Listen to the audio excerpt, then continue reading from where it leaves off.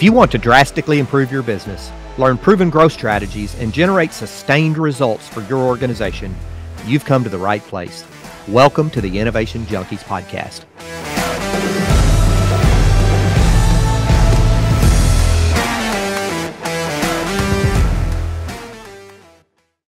Is your growth plan missing the mark? Take advantage of our strategic growth diagnostic from Innovation Junkie. GrowthDX helps you benchmark your company and leadership team with a set of best practices across 6 critical pillars of every successful growth plan. Visit innovationjunkie.com/growthdx to learn more. Now, on to the episode. Hey guys, Jeff Standridge here, and welcome to another bonus episode of the Innovation Junkies podcast. How you doing, Jeff? I'm great. Glad to be back. It's good talking to you today. Yeah, me too, man. What's going on in your world? What are we talking about today? You know, I was just contemplating the fact that great leaders are also great coaches. I mean, that would be the hypothesis for today. What do you think about that? So whenever I lead a workshop on leadership, I often ask people to name the Academy Award winner for Best Male Actor in a Motion Picture for last year. And pretty much across the board, no one can answer it. Maybe one person occasionally. Then I ask them on best female actress, and again, almost no one can answer that. Then I ask everyone to raise their hands if they can think of a person who was a teacher or a coach that changed their life. And universally across the room, everyone raises their hands. And so I think you're exactly right. I think being a coach or a teacher, and a coach is a form of teacher, obviously, is probably the single greatest form of leadership, and vice versa. The single greatest form of leadership is when you're coaching individuals or groups to reach higher pinnacles, perhaps, than what they've ever reached before. How about you? Yeah, I would agree. I would agree. And I think of people that are also thought leaders that have done a good job in coaching their own organizations, like Ray Dalio, who's built a very strong culture there. And it's very clear that he's created a coaching environment. There's also fantastic open communication in that environment. But as I reflect on the leaders that I've had that I thought were really good and that had an impact on me, they were the ones that would invest in you, that if you did something that wasn't in line with what they thought, it wasn't sort of this autocratic response. They typically worked pretty hard to coach you up to the next level. They spent a lot of time in educating, in trying to educate, mentor, and coach their people to get to that next level. And I think that if you, as a leader, if you want to build a good team and followers, a lot of it is coaching versus dictating. Yeah. You know, I think it is. It's not just coaching an individual or coaching a group. It's individualized coaching. So, you know, I'm drawn to a phrase out of Ken Blanchard and Spencer Jones's book back in, the 90s, called The 1 Minute Manager. Spencer Johnson, sorry. That phrase was, there's nothing so unequal as the equal treatment of unequals. And, you know, and what that phrase really means is that, yeah, there's different strokes for different folks, but there's also different strokes for the same folks, depending upon whatever the task is that you've given them and their confidence and their competence in performing that task.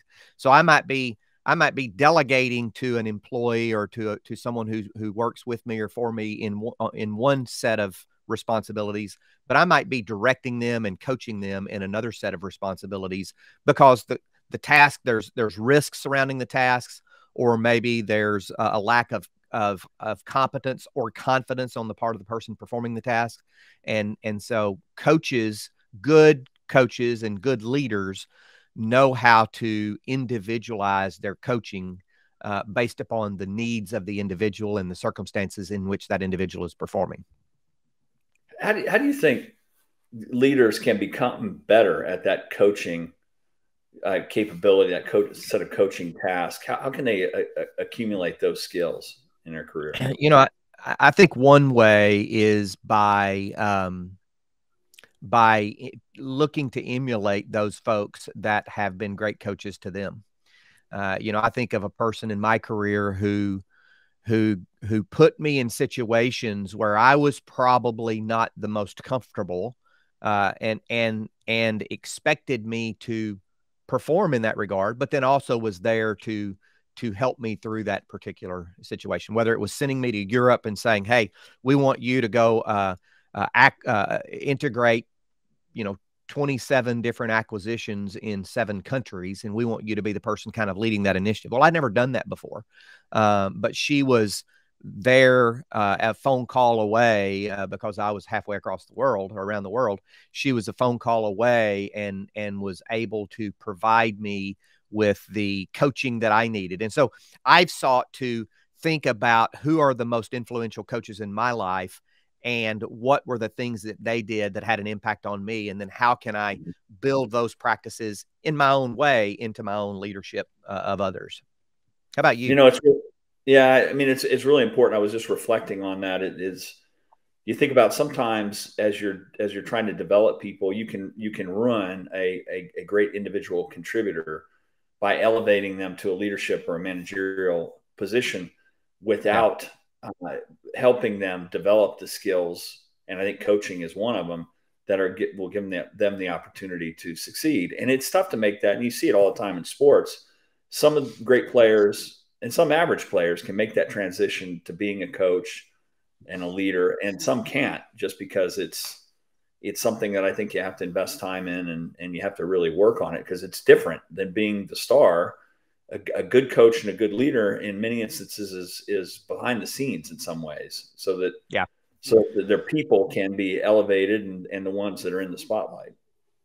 Yeah, I also believe that if you had to pick one skill as a coach that would set you apart from 95% of other coaches, it would be the skill of giving constructive feedback. Really sitting down with a person and being able to have a conversation with them, to constructively acknowledge the things that they're doing well, but more importantly, to give them constructive yet critical feedback about the things they're not doing well and help them come to an understanding of how they can do it better. I often say feedback is the breakfast of champions, right? And if you can figure out how to give individualized constructive feedback and do it in a way that is clear, that is unambiguous, that they know precisely when they walk out of there what the issues and opportunities are for them to perform better, then you will be head and shoulders above 95% of the other leaders and coaches out there in the world. That's sage advice. No doubt about it. All right. This has been another episode of the Innovation Junkies podcast. Great leaders also make great coaches. Thanks for joining us. See you next time. See you next time.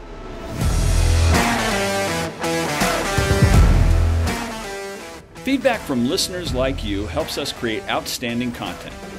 So if you like this episode, be sure to rate us or leave a review. Also, don't forget to subscribe to get the latest growth and innovation strategies. Thanks for tuning in to the Innovation Junkies podcast.